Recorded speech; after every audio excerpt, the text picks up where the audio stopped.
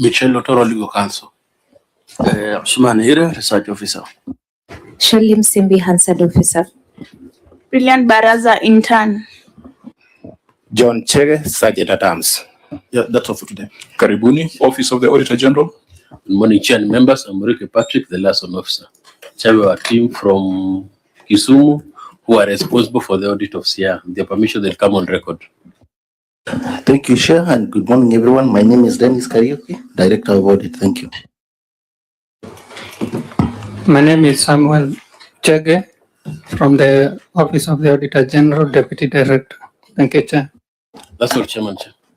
Karibuni, I hope you didn't have to travel back after our meeting with Kisumu. Controller of Budget. Good morning, Chair. My name is Joseph Wambua, representing Controller of Budget. Karibu, ESCC. Good morning, Chair and honorable members. Christine Mo from ESCC. Thank you. Karibu, Christine, National Treasury. Morning, Chair, honorable members, Excellency the Governor. I'm Dr. Jackson Dungo from the National Treasury. Thank you. Karibu. I believe those are the stakeholders on our side, with the exception of the Institute of Certified Public Accountants of Kenya. Let's find out whether the County Assembly of Siaya is present. Yes, Chair, the Assembly is present. Okay, do we have the Chair or members of the Public Accounts Committee, Siaya County Assembly?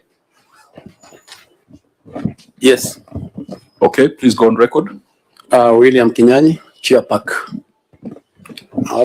Are you accompanied by any of your members or Secretariat? Morning, Chair. My name is David Ragen, the Vice Chair PAC. Good morning, Chair and honorable members. My name is Regina Koth, PAC Committee Clerk, Siaya County Assembly.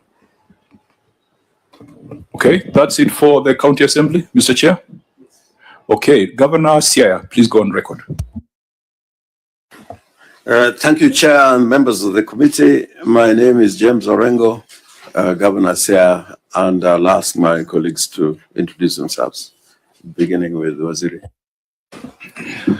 Morning, Chair. My name is George Nyingiro, CC Finance and Economic Planning. Good morning, Chair, honorable members, your Governor. My name is Elizabeth Adongo. I'm the Acting County Secretary of Siaya. Thank you. Good morning, Chair and honorable members. My name is Velma Maumo. I'm the County Attorney. Good morning, Chair. My name is Jennifer Ogola, Director Internal Audit, Siaya County. Good morning, Chair, honorable members. My name is Cyrus Oguna, the Chief of Staff, County Government of Siaya. Chair, my name is Okanda Leonard, County Solicitor. Good morning, Chair. My name is Christine Okof, Director of Finance, Siaya County. Good morning, Chair. My name is Enoch Odhiambo, Head of Financial Reporting. Morning, Chair. My name is Moses Okotkea, Director Revenue. Morning, Chair, honorable members. My name is Engineer Collins Juma, Chair of the Public Service Board. Good morning, Chair, honorable members. My name is Bernard Sierro, the Chairman Audit Committee. Morning, Chair. Bethel Omondi, Accountant, Financial Reporting. Morning, Chair. I'm Dr. Mondi Owino, Chief Officer, Health, Siaya. Morning, Chair. Wilfred Nyagudi is my name, Secretary to the County Public Service Board of Siaya. Morning, Chair. Jekonaya Umondi, Head of Payroll Management, Siaya County Government. Good morning, Chair. My name is Lennox Omondi, Director Communications. Good morning, Chair. Martin Okwata, Director Supply Chain Management. Thank you, Chair. My name is Walter Okello, Chief Officer for Governance and Administration. Morning, Chair. Architect Olot Jared, Director Public Works. Thank you. I believe everyone has gone on record, with the exception of the media. So we'll proceed to the next order, which is administration of oath.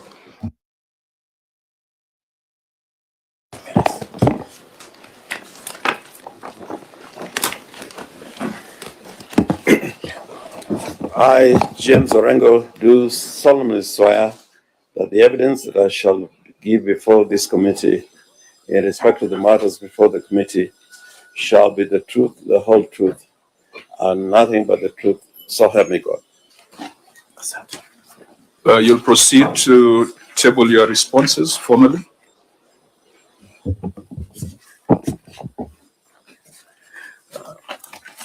Mr. Chairman, sir, I hereby table the following documents before the committee.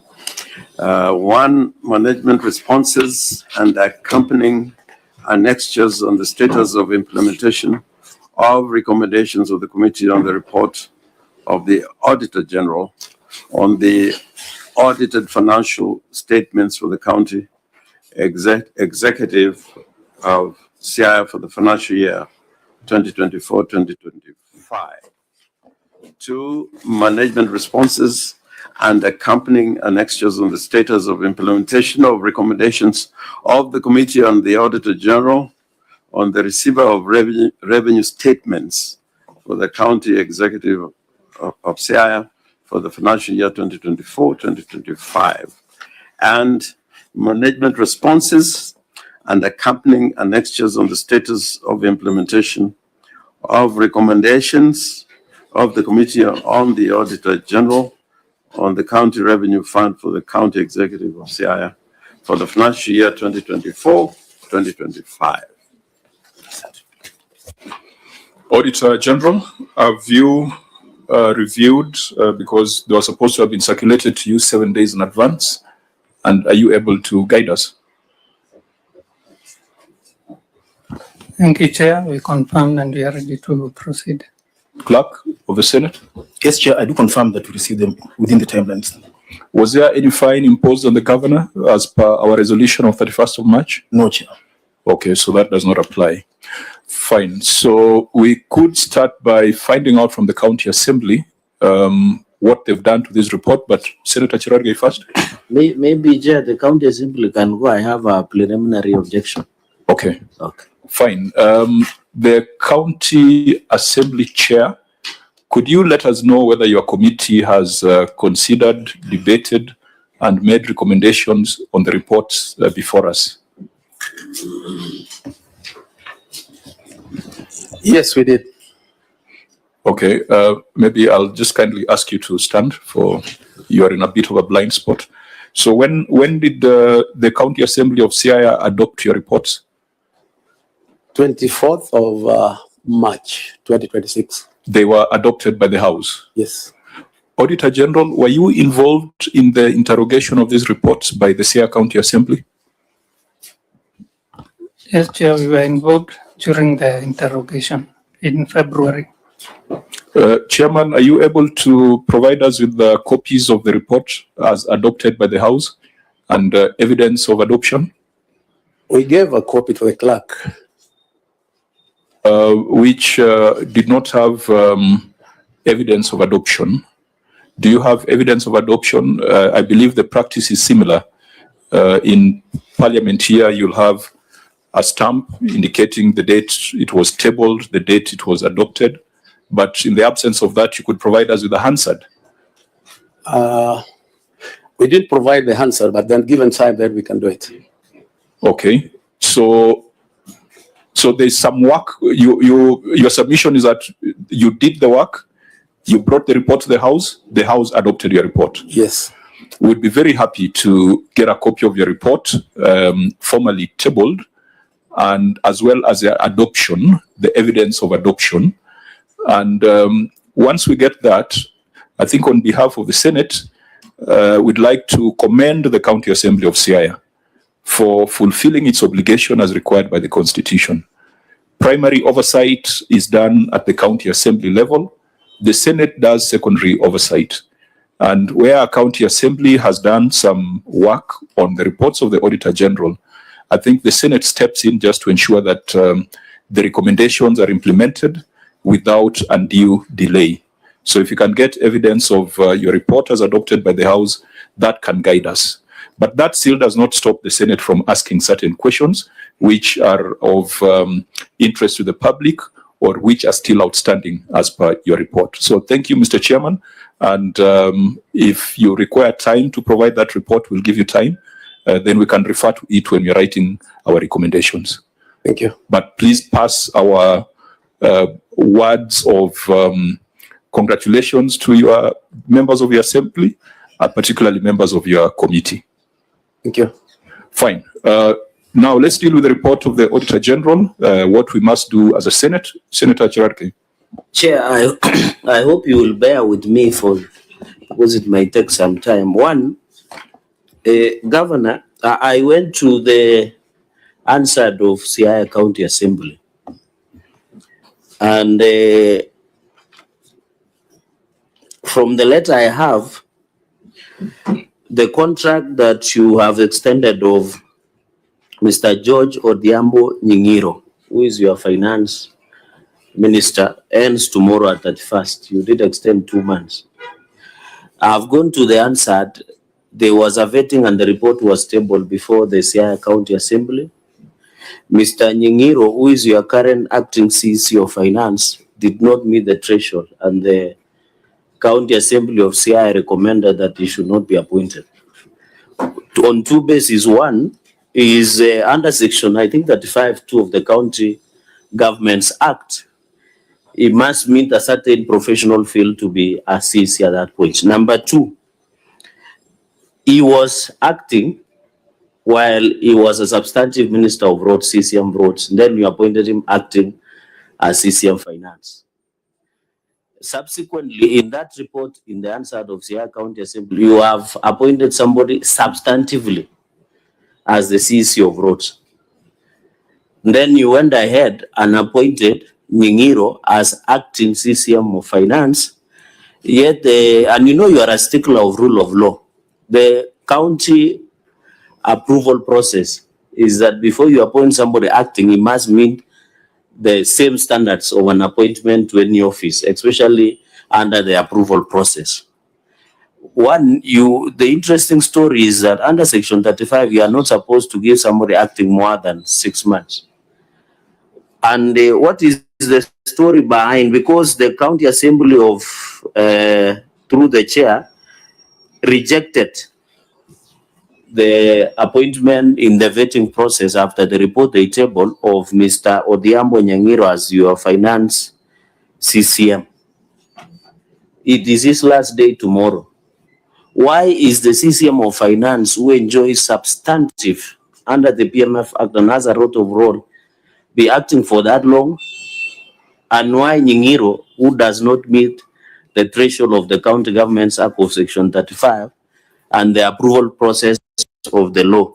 Chair, finally, because I've seen the letter, Governor, that you wrote on, which was part of bundle of documents that is in the Answered of the County Assembly, that you wrote on 29 May of 2026, extending the contract from the previous contract when he was CM Roads. Now you had given him to act finance. What is the story behind it? Because it doesn't look neat and decent, yet it was possible to have somebody substantively in office. And why Mr. Nying'iro, who does not mean the threshold of the law? I yield back, Chair. Okay, I don't want us to spend a lot of time on that matter because we'll need to ask ourselves whether it fits within the definition of a preliminary objection or whether it's a substantive matter or it's an extraneous matter.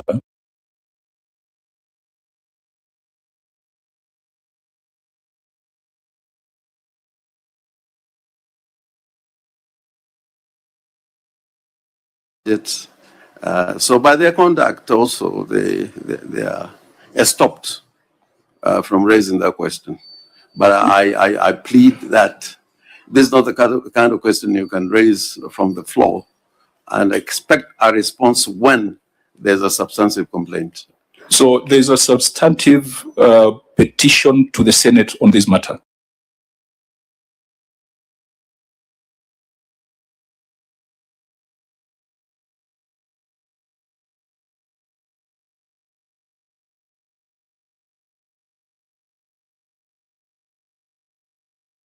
By way of a letter. By way of a letter. Yes. Chair, I think my raising of this objection is not in idle. You and me know the importance of CCM finance under the PMF Act and Section 35 on the role.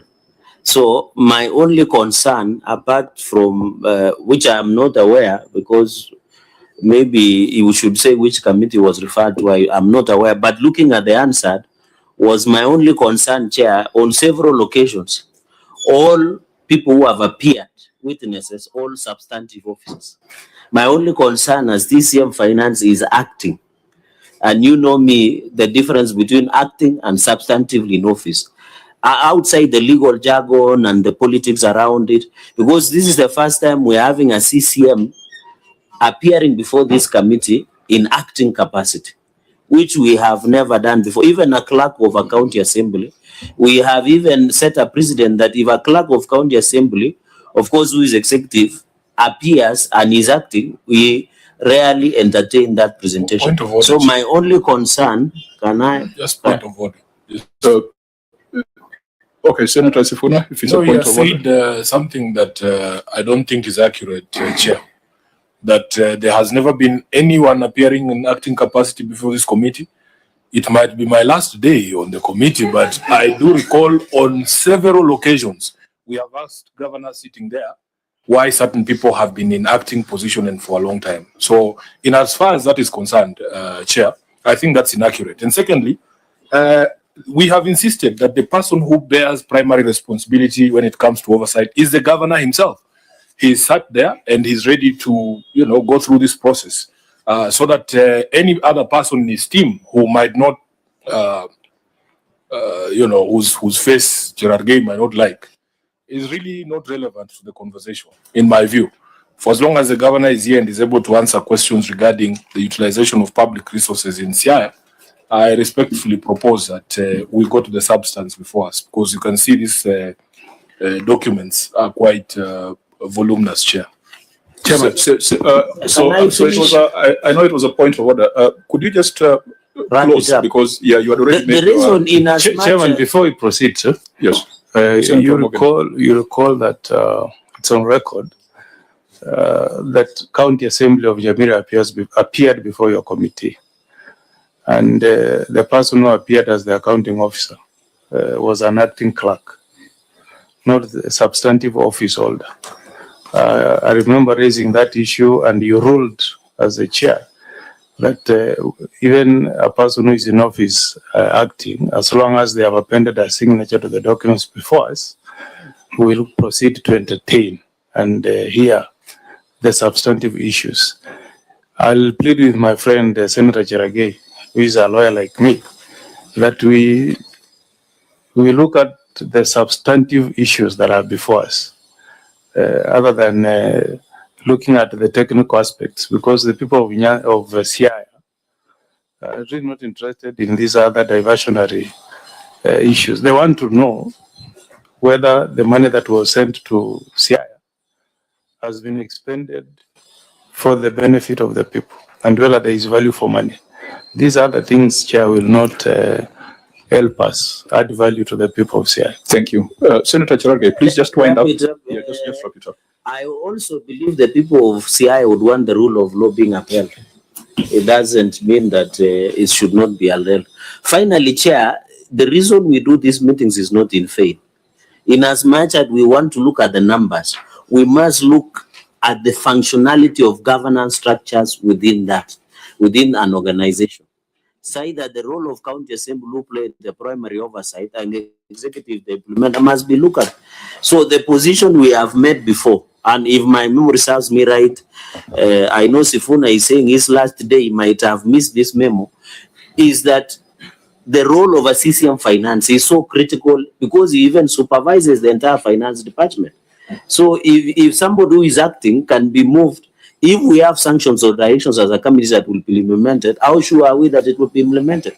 So, Chair, it goes beyond the numbers. It is about the rule of law and functionality of governance structure. Thank you, Senator. Clerks, please confirm, just check and confirm whether there is a substantive matter escalated by the county assembly to the Senate. Our standing orders allow communication from county assembly to the Senate and vice versa. If there is such, then we can handle it within the relevant committee. If it has not been done in the proper and formal manner, there is nothing that stops this committee from dealing with the matter suo motu. And if you are to deal with it suo motu, then we'll have to give the delegation from Siaya an opportunity to prepare their responses.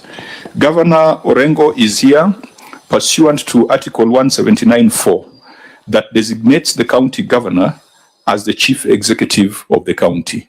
So as a CEO of the county, if he brings players who have injuries or players who have no idea how to play the game, it's going to bear on him. But I think also from your submission, you've indicated that as far as the term of that officer is concerned, today could be his last day, just like it might be for Edwin Sifuna. So then they are both properly here, so we can proceed. Chair, on a point of procedure, Chair. On a point of procedure, Chair. Except for Senator Edwin Sifuna, there are so many last days. Well, we'll start calling him the cat. And not even that, and Senator Governor Orengo knows very well that our standing orders prohibit us from anticipating debate. The issue is whether this is the last day for Sifuna or not is not yet determined. Let us wait after the fact. I withdraw, and Senator Sifuna must also withdraw. He's the one who went on record as such. I think, members, let's proceed. Let's get down to the business of the day, and let's ensure that also the politics that is happening outside there does not find its way into these financial statements. We will start with the report on the county executive. We will deal with a few issues which have perused the report of the county assembly, even though we have no evidence of adoption, but I've seen some areas where they've indicated issues remained unresolved. Honorable members, the first test we usually do on these financial statements is to ask ourselves whether the preparers of the financial statements had the capacity, the professional capacity to do so. The report of the executive, we can see, has been signed off by, are the signatories to these financial statements here? Ouma Jackton Odinga? Is Ouma Jackton Odinga in the delegation, Governor? He is unwell. He's the chief officer, but he's unwell. What about Christine Phyllis Okoth? Christine Phyllis Okoth? I'm present. So you are, what is your role in the organization? I'm the Director of Finance. Are you a member of the Institute of Certified Public Accountants? Yes, I am. What is your membership number? 13246. Christine, could you help us check whether this is a member who is in good standing with the Institute of Certified Public Accountants? Yeah, on a procedure. Yes. As they check. Yes, Senator Cherake. Chair, unless rules have changed, I thought the procedure, if you say somebody is sick, you must provide evidence. I remember the last time we were checked, because I've seen this Chapton Ouma assign these financial statements, and we might end up interrogating the financial statement. So is it enough to say he's just sick? I thought there should be some evidence, so that when we are even writing a report, and if we have anything to raise against and I've seen these are very important officer, is the chief officer of finance and planning. So he is very essential in the running of the, so you can see the CCM is active, the CEO is absent. And there's no evidence to know. Senator, as we said, the governor as a CEO, if he decides to field Ronaldo in a World Cup match and his team loses, it's up to him. But the person with the professional responsibility is a member of the institute. I think that's a person we might want to ask ourselves whether they are fit and competent, and if they are, we can make progress. Christine? Yes, thank you, Chair. I have checked the member number 13246, CPA Okoth Christine Phyllis. The member is active but not in good standing. Thank you. What does that mean? When not in good standing with the professional body? This means that the member has not acquired the required CPDs. What does it mean, National Treasury, Dr. Ndungu? When you've got a member who's not in good standing with the institute, are they fit to prepare financial statements? Chair General, that is the requirement. So if they don't have the qualification, I think it's not in order. Sorry, the CPDs, because what normally happens is that the CPDs are attending the. Why are we assuming it's because of CPDs? I think it's for them to tell us why they are not in good standing, because it'll be a bit speculative. I think, Chair, we have been told that it is a CPD.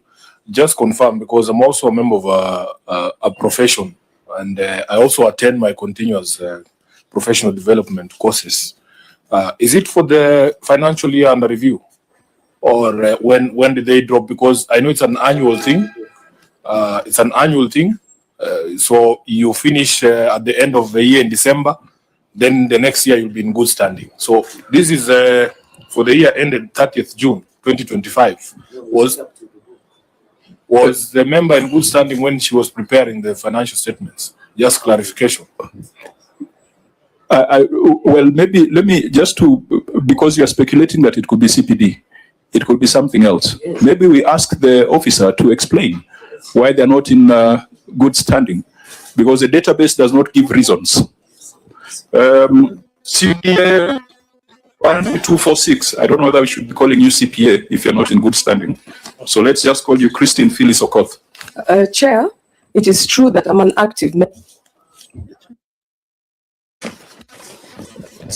I'm an active member of ISPAC, but for the continuing professional development is what I've not completed, because we have 3 years to be in good standing.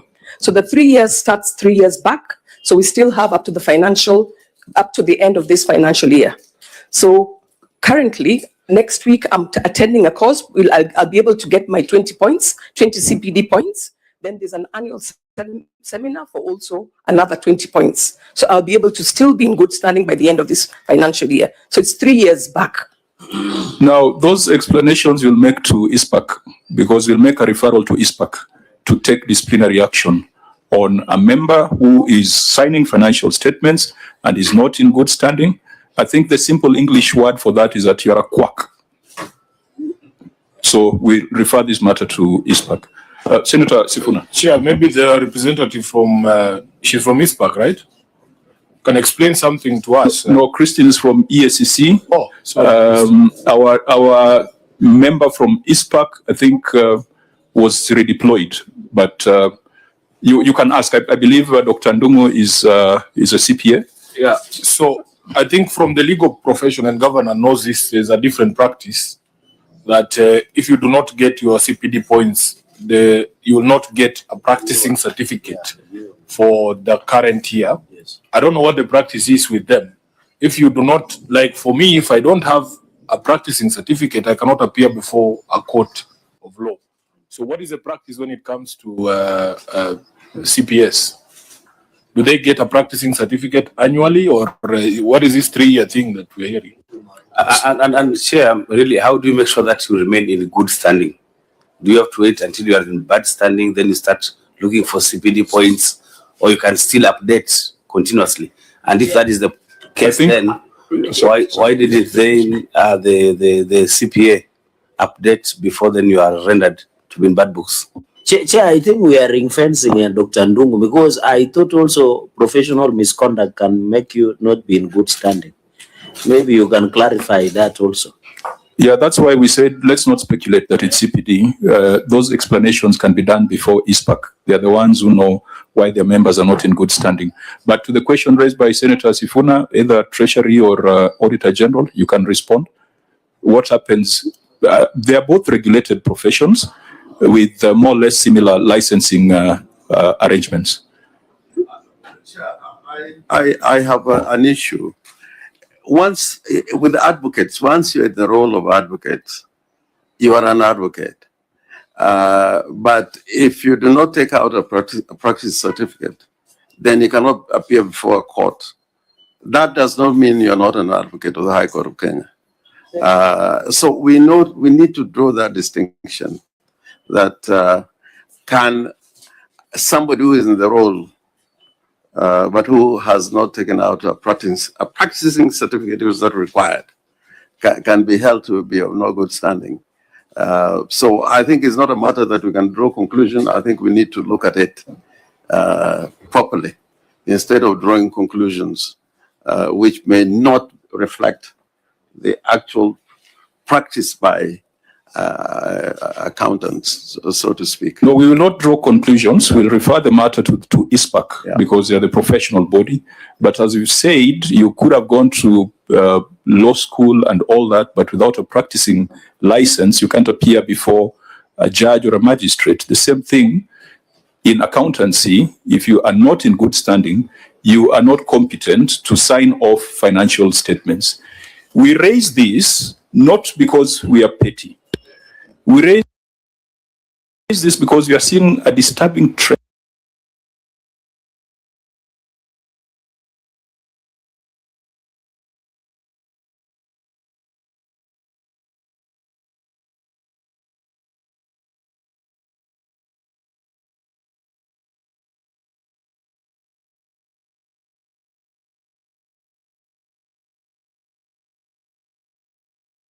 Relevant processes by ISPAC.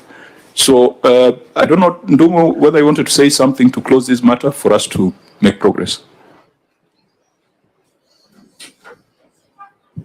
Chair, I wanted just to mention the question by Senator Sifuna about the CPDs. These are earned annually. So every year you are supposed to get the CPDs so that now they add up to what is required for the ISPAC to be in good standing. I think that is what I wanted to clarify.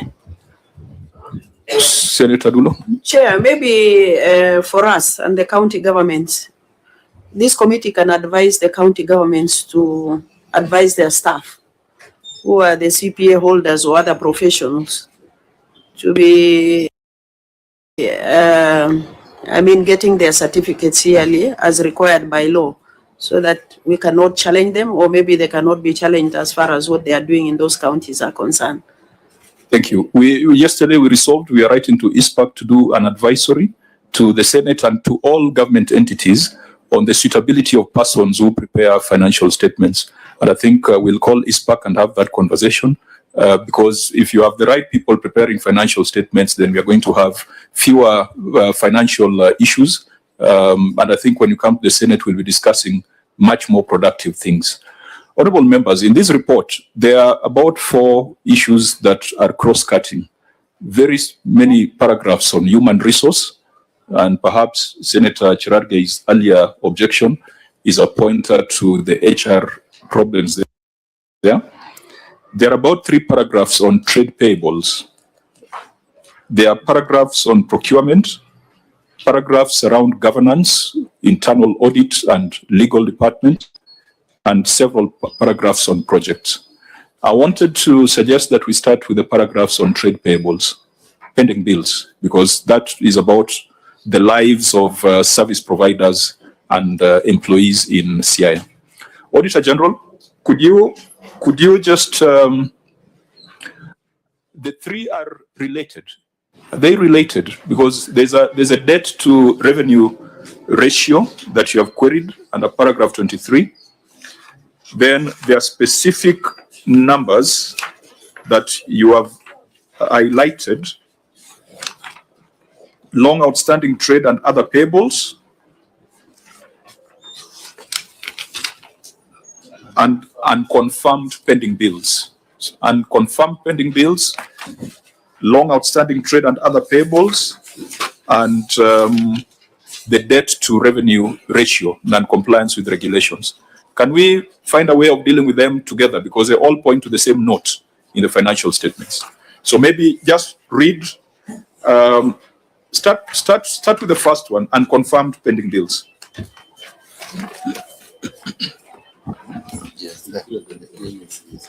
Thank you, Chair.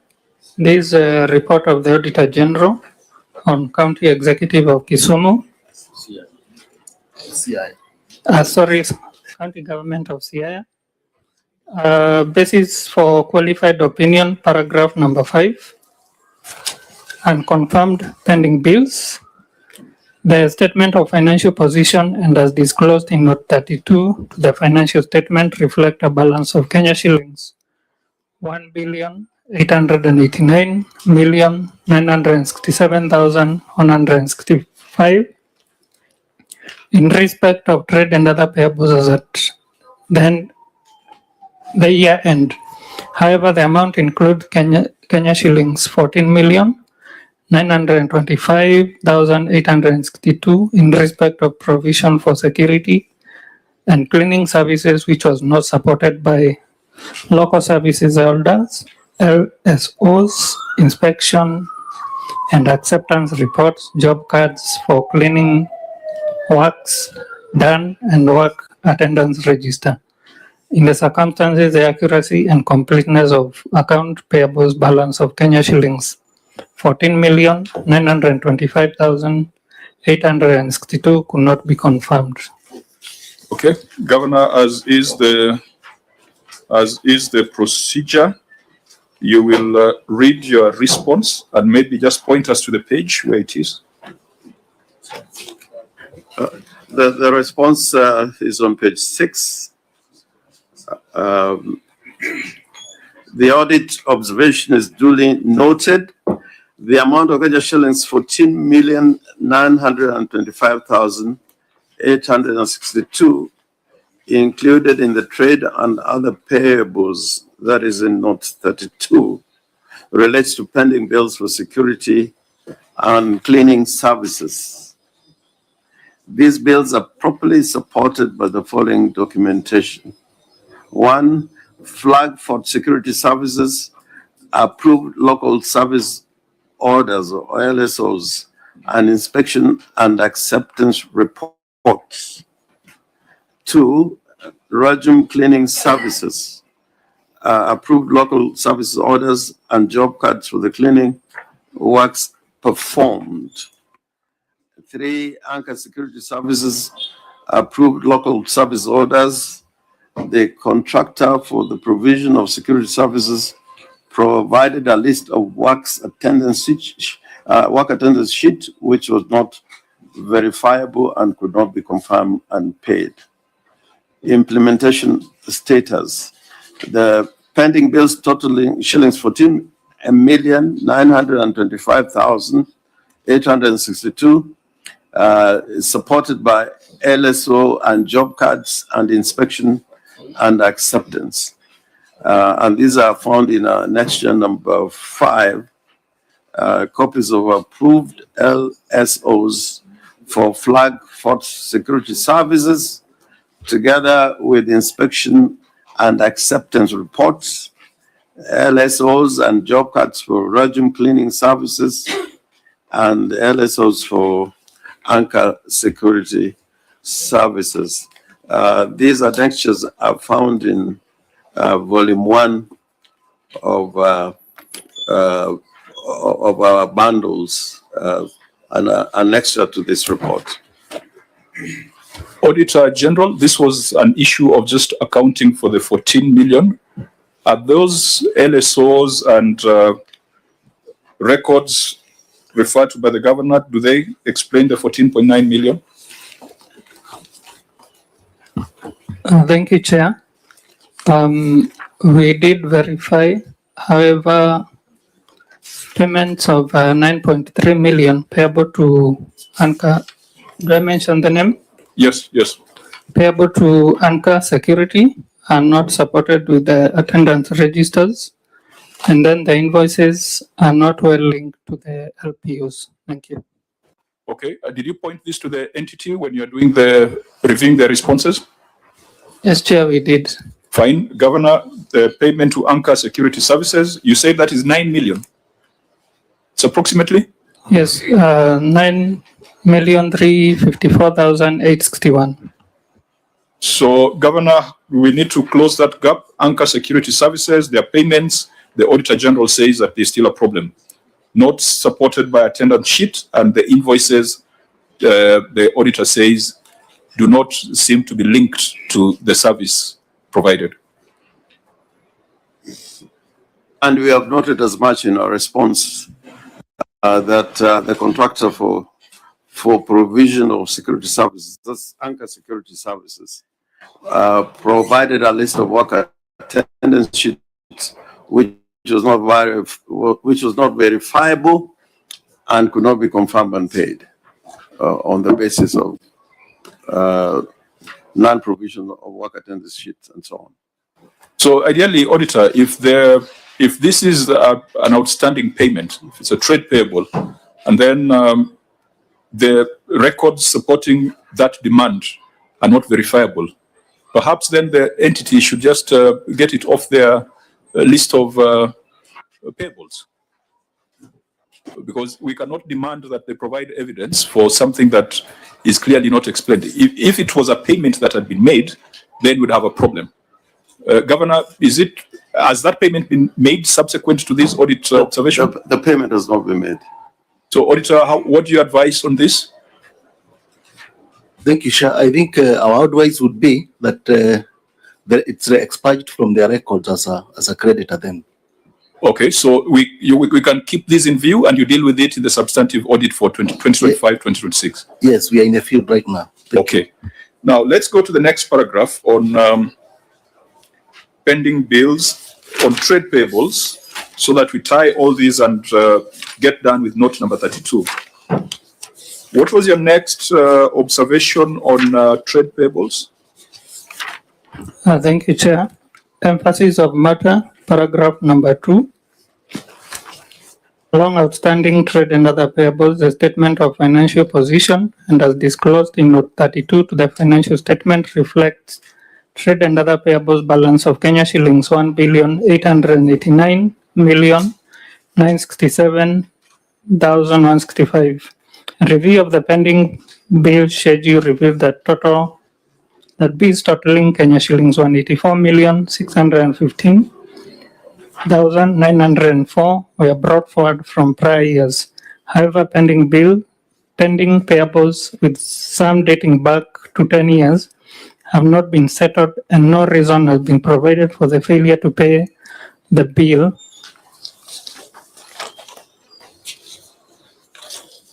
Contrary to Regulation 41(2) of the Public Finance Management County Government Regulations 2015, which states that debt service payment shall be first charged on the county revenue fund, and the accounting officer shall ensure that this is done to the extent possible that the county government does not default in debt obligations. Further, failure to settle the bills during the year to which they relate distort the financial statements and adversely affects the budgetary provisions for the subsequent years as they form a first charge. Governor, your response? Yes, my response is as follows. Out of the total of long-standing trade payables of Kenya shillings 184,615,904, a total of Kenya shillings 51,895,414 has been settled, leaving a balance of Kenya shillings 92,764,523. The long outstanding trade and other payables, that is note number 32, largely relate to bills brought forward from prior years. The accumulation of these long outstanding payables, some dating back to several years, is mainly attributed to delayed exchequer releases from the national government and realized on-source revenue and overall budgetary constraints experienced during the period. Implementation status: 1, the balance of trade payable is Kenya shillings 1.2 $1,264,172,784.34. A payment plan has been prepared to clear the remaining balance as per the attached annexure 8. Number 2, included in the Kenya shillings 1.8 billion odd is a figure of Kenya shillings 294,173,952.23 relating to staff payables. Out of the total staff payables of Kenya shillings 294,173,952.23, Kenya shillings 150,519,384.40 has been paid, leaving a balance of 142,354,566.83 provided in the budget for the financial year 2026-2027. The outstanding balance is per the attached detailed breakdown, which is found in the annexure number 8. And again, annexure number 8 is in our volume 1, which contains a summary of pending bills brought forward of Kenya shillings 184,615,904 and corresponding bank statements and summary of pending bills, payment status as at 21st July 2026, and the payment plan and outstanding staff payables. Auditor General, are you able to verify the payments that the governor has submitted, made?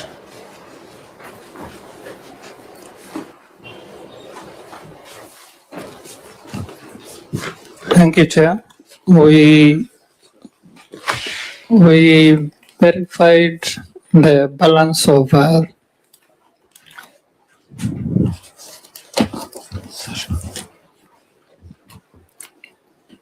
of the 51 million, which was paid during the year. So sorry, yeah, just say it again. 51.5, which was paid during the year, leaving a balance of 0.5 or 0.8 or 25.20 out of the 184 that we had queried. How much can you? The governor says 51.8 million has been settled During the year. Is For out of the 184. does that correspond with the analysis? Yes. Okay. But now the bigger picture is on the global figure of 1.8. Well, let's go step by step. So leaving a balance of 92 million. Now, honorable members, if we go to note number 32, we are able to see the aging analysis of trade and other payables.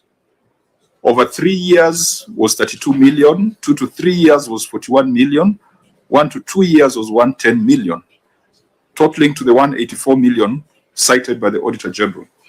Governor, could you let us know whether the 51.8 million affected the debt over 3 years or the debt of between 2 and 3 years? Because there's an aging analysis there for us to confirm that you are settling it on a first charge basis. I think I'll look at the long annexure that is contained from page 8, volume 1, annexure number 8, which runs from page 188, and is more than 100 pages. One can be able to glean out the details that the chair is asking for.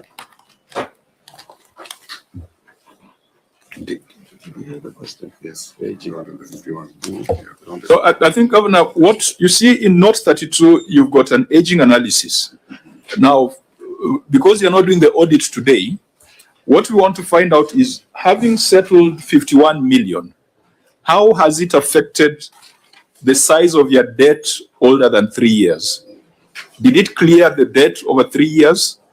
Because that 59 is greater than the 32 million there. Or is it that you settled current debt? Because if you go to the schedule under Annex 8, we are still seeing a listing which has 2018, 2019 as outstanding. Page 189 of your Annex 8. I think row number 2, row number 3, row number 2, or Jande Enterprises, financial year is 2018. Amount outstanding is at 1.2 million. Row number 3, Cloud9 Cleaning Limited, financial year 2017. Maintenance of Nyangor Wadore Road. Amount outstanding is 687,800. The concern of the Auditor General is that you have debt that is older than should be still in your books. You have paid 59 million, but in your schedule, we are still seeing outstanding debt of 2017 and 2018. So that is a question whether your 59 million prioritized the older debt on a fast charge basis. And your officers should be able to just summarize and tell us how that debt has moved, having paid 59. Chair, the 59, you'll find it's most current. The older debt in relation to previous audit question number 5, most of those old debts supporting documentations are quite lacking. They're not, the majority of them are not verifiable. And we'll see some are going from 2015, 2017, 2018, 2019. So most current for the 59. So why are you carrying it as debt when it is not verifiable? When the courts gave you the leeway to use internal audit and whatever processes to establish your real stock of debt, when the accrual reporting now recognizes debt in your, I think debt now goes in your what's the name of this statement? In the statement of financial position, it is now taken as a liability. It goes into your balance sheet. In the past, it was just a disclosure. So why would you bring into your balance sheet numbers that are not verifiable? What is your plan to verify and close and say, this we shall pay, this we shall not pay? I know the amounts are not very huge compared to what we have been seeing in other counties, but there needs to be a commitment. We've got a pending bills committee that is examining all this debts, and we are waiting a report, particularly on these old debts, because as you rightly point out, their verifiability is in question, and some of them, you know, the creditors are demanding but without documents, but some of them the creditors are not demanding. But I think we need to undertake a scrutiny that is accurate and conclusive, and that's why we formed a pending bills committee to deal with this matter, and its work has not been concluded. Did it have a definite timeline? Yeah, but we are hoping that, you know, in the next 2 months we'll complete the exercise. Auditor General, this is something that you can look at when we see the percentages. I think, to be fair to the entity, we have seen cases where debt over 3 years sometimes is 60% of the total debt stock, which tells you that they are doing nothing to settle, they are doing nothing to verify. So I think this, because that's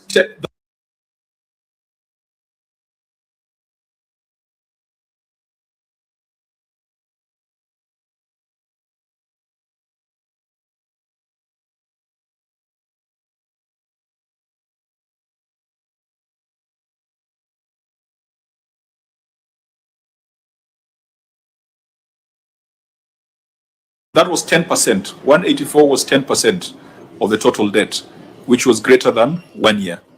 So maybe we could ask you to look at this critically. Don't drop this observation, because there's still some 92 million outstanding. Keep it under serious view and advise us whether they've done the first charge route in settlement of those bills. Governor, on the issue of employee payables, I thought these are statutory deductions and they must be paid because it is the money you deduct and from the employees. Why are you still owing these employees 294,173,952? And what is the first in, first out? That will be my question on employment payables. And what the second question, what is the composition of these employment payables? As in lab fund, lab trust, what is the story behind? And finally, Chair, my second question, I've seen under 1 year, the aging analysis provided by note number 32 in your financial statements, under 1 year, there is 1.7 billion, a growth of 90%. Why the sudden increment of this 90% within 1 year? What is the implication or this pending bill or trade payables?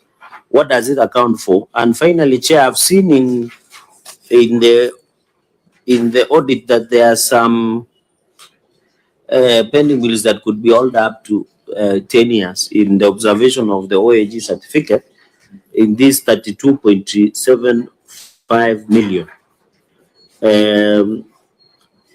Governor, this pending bill of 32 million plus, is it legible or ineligible?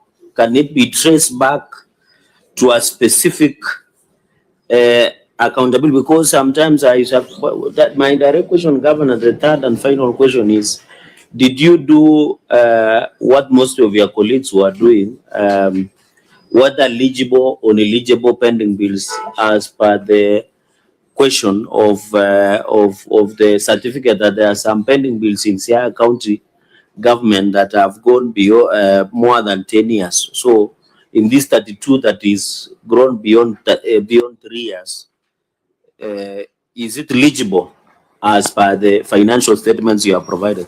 Chair, I yield back the mic. That will be my 3 questions. Let's take Senator Maruma's question. Yeah, just one. On the employee payables, we have 294 million.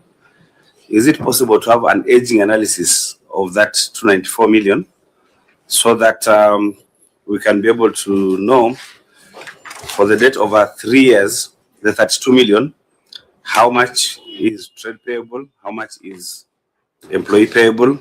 For the 2 to 3 years, for 1 million, how much is trade payable, how much is employee payables? Is it possible to disaggregate it like that? Okay. Governor? I think I'll give my colleague to answer to ask the questions of detail.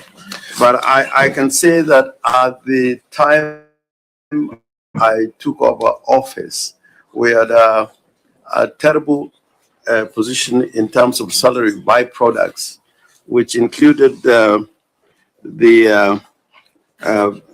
statutory deductions. Some of them were contributions by staff. Some of it was VAT and pay as you earn. NSSF, we had huge figures and paid salary byproducts.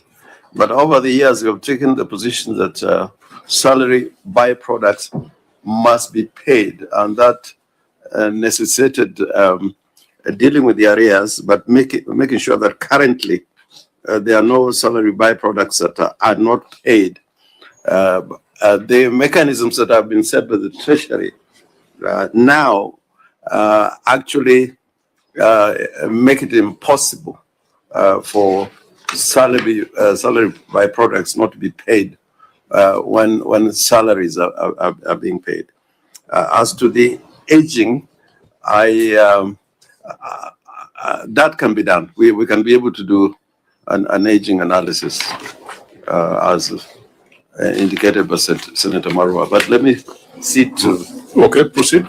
Susie? Chair, on salary payables, the 294, as of to date, we have already paid 150 million, and we are left with a balance of 143. And one of the huge debt that is still outstanding, it is the fund local authority. It's a debt of around 44 million. This we inherited. We have been reducing it year by year. We inherited around 75. Now we are at 44. And even for this financial year, we have budgeted around 20 to 30 million to be able to pay. This is from 2013. And then for pension, as Governor had mentioned earlier, we had inherited huge debts in pensions, which now, even this financial year, we have reduced this debt up by 45 million, by 245 million, which was 74. And the other huge one was insurance deductions, not the SACCO deductions, the 27 million, which we have also paid, and now we are having an outstanding of 13 million. Now, to cure this in FY 26-27. CC, where are you reading from? Sorry. Where are you reading from those numbers so that you can follow? Are they in Annex 8? And if they're in Annex 8, which page are they on? He has said, Chair, in addition, out of 294, 44 is attached to municipalities. That is main 250 million. So can you segregate? Yeah, is that here? Yes. Because you have referred to Annex 8 additional. I've been looking for it because it could help us answer the question raised by the senators. There is an additional information that you should have provided in the attachment, which is here. It is not here. But if you go to Annex 32, Note 32 of the financial statements, you will see trade and other payables, employee payables of 294. So I was giving a status of the 294 to date. Yeah, that's okay. Yeah. That 294, you have paid some, you are remaining with a balance of 143. We just wanted to get visibility on the makeup of that outstanding 143.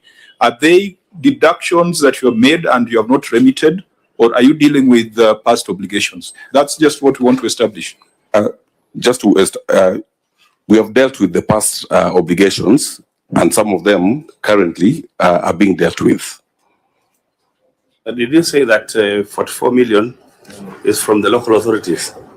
The fund local authority, the 44 million, yes. 44 million. 44 million. But that's paid or outstanding? Outstanding. Outstanding. Yes. When you look at debt over 3 years, it's 32 million. How do you reconcile the two numbers in the aging analysis? Okay.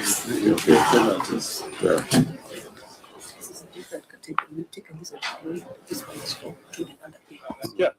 Senator Speaking of defunct local authorities, we once dealt with the issue of interest and penalties. So I like to know, is this what you haven't paid? Is it in that category of interest and penalties? Am I the principal amount? Because that will give us a clear picture where we are. Is it in that category of penalty and interest? I think it's on all combined. Tell us what is principal and what is interest. How much is the principal amount and remitted, and what is on interest and penalties? Because we were told that the COG was trying to negotiate waiver of interest and penalties. I don't know whether you have tried that from Siaya. I think at the level of the COG, we have been trying to deal with the question of penalties and interest because they compound the figures as years go on. But at the time of payment, the entity to whom the money is paid, they don't segregate and say what you paid is penalty or interest.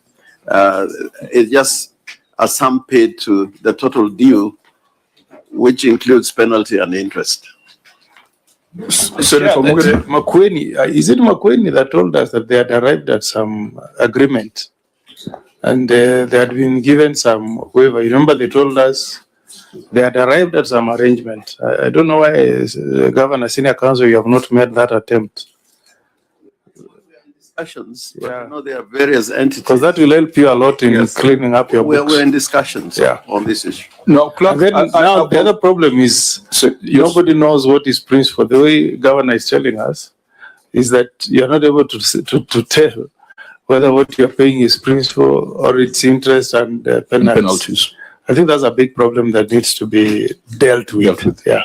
I wanted the clerks just to go to the recommendations we made with respect to deductions and remitted, or the issue of defunct local authorities, because the House made a recommendation that the counties get some certificate from the pensions funds. Just get the exact wording, and then we can advise accordingly. As the recommendation is listed, I thought there was a document that the CEC was referring to, number one. Number two, in trying to reply to the question asked by myself and Senator Marumba in what is the composition, he has not indicated whether there is interest in this. So I thought that should be clear, because he only mentioned that 44 million was accrued in the defunct municipalities. So these 250 million, before we go for the recommendations of the certificates that we require, and he was reading a document, maybe you can give direction on that so that we can know the composition of the trade employee payable. Yeah, so we want to, clerk, you have the wording? Yes. Just read the wording and then we go back to the CC. The committee recommended the following. One, all county governments must provide a certificate of compliance from the country's pension schemes as proof of payment or non-payment of previous year's budget pension deductions to the control of budget before release of funds. Two, all county governments and their entities must prepare and approve budgets that are consistent with the repayment plans. As a precondition for approving budgets, the COB shall ensure that budgets incorporate the agreed repayment plans prior to approving county budgets. Furthermore, the COB shall ensure that the provided budgets are used for the intended purpose. Three, a county executive with a pension debt of 300 million or less shall repay the pension debt within one financial year, effective financial year 2025-26. The last one, a county executive with pension debt of 1.5 billion and below shall, with effect from the financial year 25-26, make annual payments of at least Kenya shillings 300 million per year over a period of 5 years or until full settlement, whichever comes first. Did we make specific recommendations for Siaya? Because I remember the governor appeared, but we didn't. No, for Siaya we did not. So they are subject to the general observations that we made. So they are subject to the general observations that we made. Yes. We adopted the auditor's report as is. Oh, yes. So it means that these specific recommendations need to go out to Siaya, so that at the next appointment, they should be able to show us a certificate of compliance from those pension funds, the payment plans, and the agreements that they've come up with from the pension funds. Yes, sure. And you will still go back to the issue of the breakdown. The question raised by Senator Mogany it's a double-edged sword, because that interest has been factored in the actuarial valuation in the pension funds. So if you go to negotiate to waive it, you're also affecting the funds. So it's a very dicey situation where we want the county governments to pay less, but the less they pay, the less the employees get in terms of pension benefits. So I think it's something which the chair of COG sat here and said it's a crisis that needs to be dealt with. And we all agreed that those are the engagements that the Senate wants to have with the COG, not those other extraneous matters. So let's go back to the details. CC, do you have the details of that 143 million? Chair, yes, we have, but Chair, yes, we have, but it's not appended to the exhibits. Has the Auditor General had visibility on it? No. So it means we cannot take it because we are not doing the audit here. Auditor General, was there any paragraph where you flagged unremitted deductions in Siaya? did you test whether the current practice, whether they are deducting and not remitting? Because I heard the CEC talk of some insurance premiums, etc. Are those for the current period, CEC, or those are for the past period? Chair, those are for the past period. For the current period, it is impossible to. All deductions have been remitted? Yes. Auditor General, is it something that you tested? Yes, we did, Chair. And you can state, you can give us the assurance that all deductions have been remitted? Yes, we did. We confirmed during our compliance audit and fine audit. The CEC is saying that now it is impossible to deduct and not remit. Maybe it can be a learning point. How are you doing it? Because other counties are deducting and not remitting. Maybe Chair. Yes, Dr. Ndongo. I just wanted to comment on that. We have rolled out a system, the human resource integrated system, where the payroll is attached to the IFMIS. So that's why they are saying you cannot, because the statutory deductions are directly deducted from their payments. But that started in which financial year? From April 2026. April 2026. I think that is, yeah. So we'll see that in the financial statements for the next cycle. Exactly. Okay. Senator Gataya, please go on record. Thank you, Chair. My name is Senator Mwenda Gataya, Mofaya, the Rakaditi member of this committee. Karibu, Senator. I also have communication from the Senator Siaya. He's chairing an energy committee meeting and discussing things that are of relevance to Siaya County. I think they are meeting the nuclear, I don't know whether it's still called Nupair.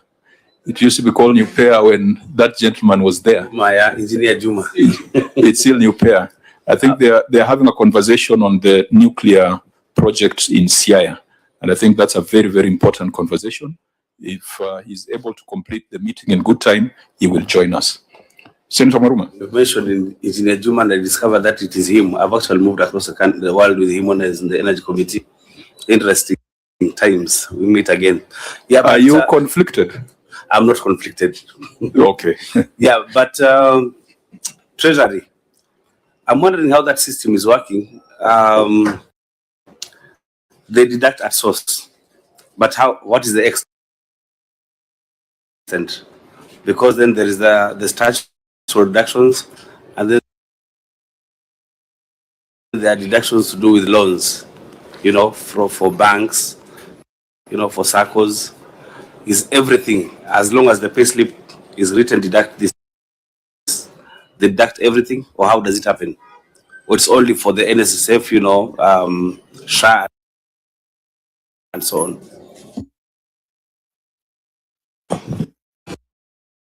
Proceed. As far as we're concerned, is universal. All deductions are paid, and they're not retained by the county. And we started that before the Treasury directions were made, because we had a big problem with these salary byproducts, and staff were not very happy about it. So we said we must pay the deductions at the time when they're due. You pay the entire salary and the deductions. For example, if it's in a bank, a contributory entity is with a particular bank, then that money goes to that bank directly.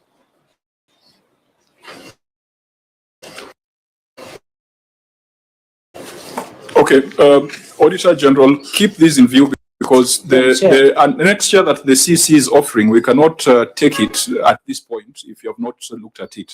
Senator Chiraki.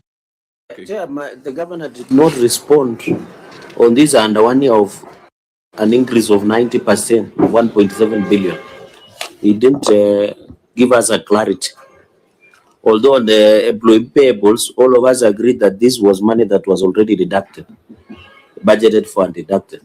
So where is it? That is the whole point. So the OAG and the county must tell us where this, now that the segregation has been provided by CCM, this 294, but this growth of 90% within 1 year of 1.7 billion on the note number 32. What is the composition, Governor? Governor, did you get the question? I still don't get the question. I apologize. Let me rephrase your question. Governor, Senator, and the principal of Linda Mwananchi. Let me repeat. Order. We have the governor of Siaya. But he has already declared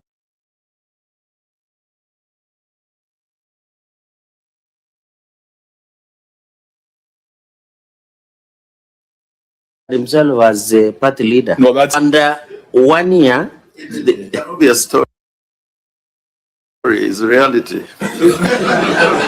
But is the governor is the chair who is ruling it out of order? It's not me. So, Governor, my only concern within 1 year of all this total 1.8 billion chair, there was a growth of 1.7 billion of 90% within 1 year. So I want to understand the story behind it. That is my, if you can give me one. Where you're getting that. That is not number 32. I don't know where you're getting that growth, because the opening balance was 1.4, which came to 1.8. No, here, if you look at aging analysis down there, under 1 year, they were in financial year 2024, and I think the chair has analyzed, there was a growth of 1.7 billion within 1 year. So the story behind it, out of 1.8 billion. I think I think it's the responsibility of the county to respond. Yes. Senator Maruma is a mathematics guru. You understand, because up here, where we have the trade and other payables, it was from 1.4 to 1.8. But he has corrected that he's looking at these lower numbers here. Yeah, the aging analysis. Yeah, number 32. I believe you got the question. I will not offer a response on your behalf. It is your numbers. Chair, if you look at note 32, page 33, the 1.4 is for 1st July 2024. And then at the end of that year, 1.8 billion. And then the aging analysis, we are not analyzing 1.4. We are analyzing 1.8. Now, the makeup of the 90% is 1.7. Out of the 1.8. Now, what is the driver for this 1.7? For FY that year, you find. Chair, Can we establish whether that is growth or that is composition?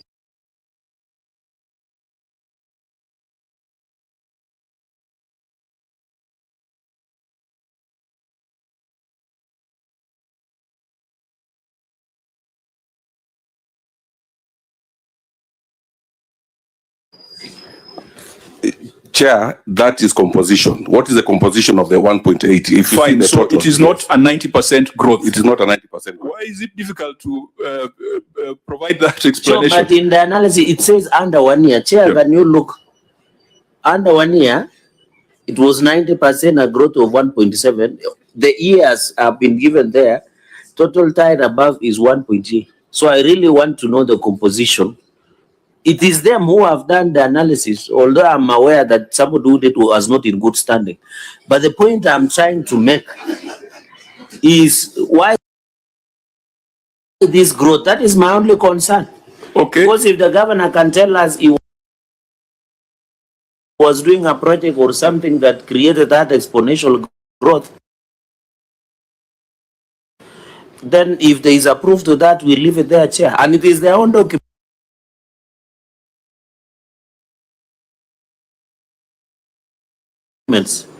Fine. Can you respond? I think in the document speaks for itself, and I cannot do any better.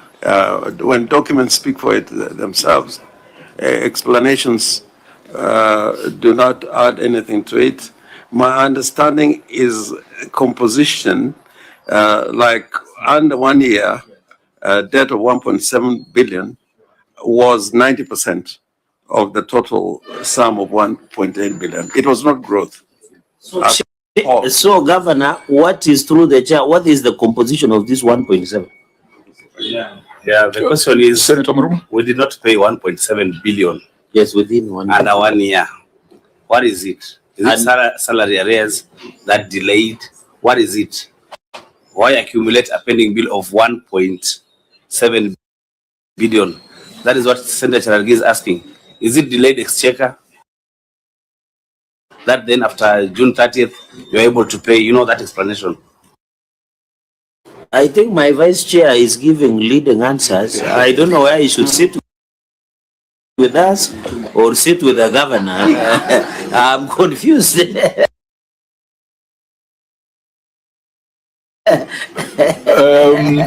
But Chair, I think the point is making, although he's leading the governor to maybe all the clutching straw as it rounds, by telling him it could be salary. So the composition, because the governor, remember in your documents, you have indicated through the chair that he has a payment plan.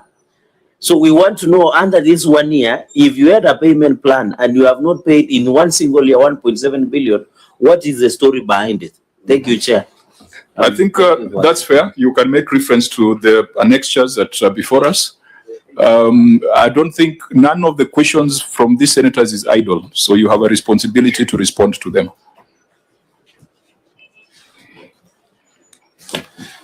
Chair, of the 1.7 billion, at the end of that financial year, you'll find we did not receive exchequer as of end of June. So it flowed into July.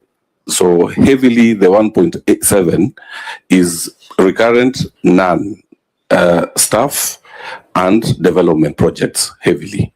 And then for that financial year, we had OSR that we were not able to meet, and hence the composition of the 1.7. Do you have that information now? How much was the exchequer that was released late? Is it possible for you to give us that figure now?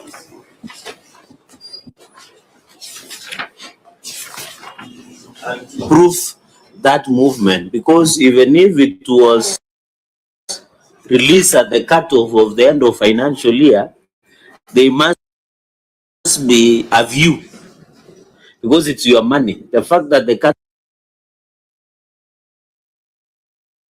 was the end, so where is it? Because, Chair, I can see a number of projects which you had linked with the earlier question on the issue of development projects. And he says part of the composition includes the projects.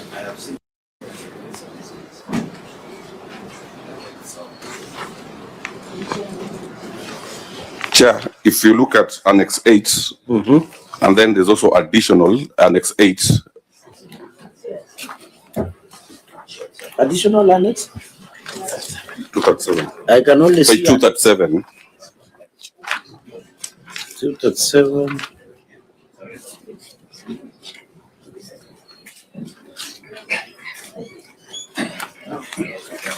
We are there.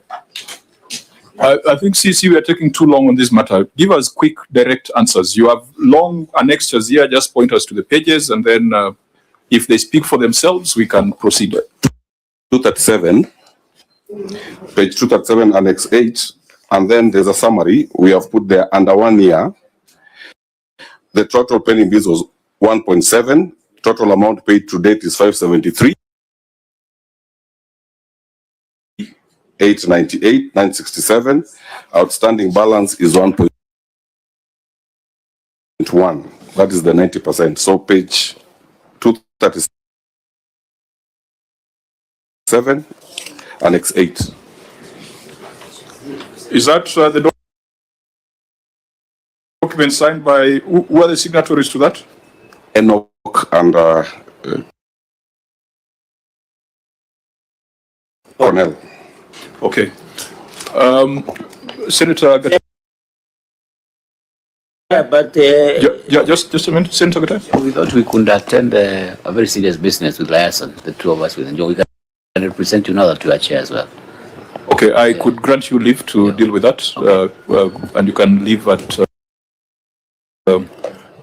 your convenience. Thank you, Chair. Okay, Senator. You could have also thanked Maruma for induction. Senator Cherarke. So Chair, so that is why, I don't know whether CNCC his term is ending tomorrow, because in your presentation, you had said you owe 44 million municipalities, but here in the documents, and I think, Chair, that is why it was important, because if you see it is 50 million here. This document, page 237. Chair, that's why you are insisting to him that he should refer to something, because when he was answering us with Maruma, he says the function was 44 million, which I know that. But when you go to the document, just in passing, yes, it is 50,895,163.7.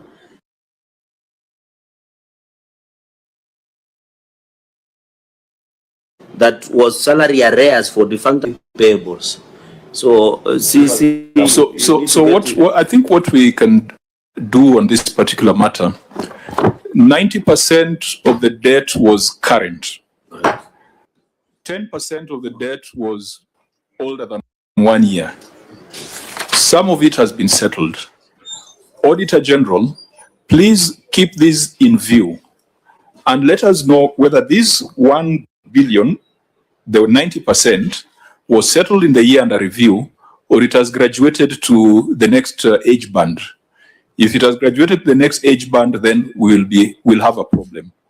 But debt within 1 year is fairly manageable. I think we have seen situations where some counties come here with debt older than 1 year, making up 60 or 70% of their total debt stock. So we can allow the Auditor General to look at this, scrutinize it thoroughly. Auditor, give us an assurance that when it comes to deductions, there are no deductions that are made and are not remitted to the statutory bodies. I think it's something that I believe is within the scope of the audit that you are doing currently. That is true, Chair.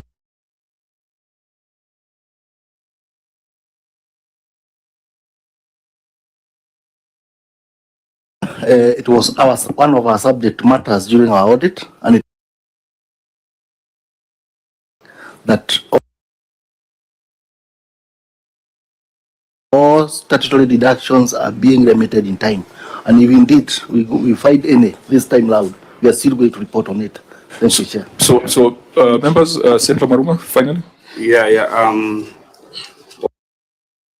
On what Senator Cherarke was referring to, the 50.98 million, there's a figure down there, that amount paid is 6.5. I think that's how you're getting the 44 million. The only issue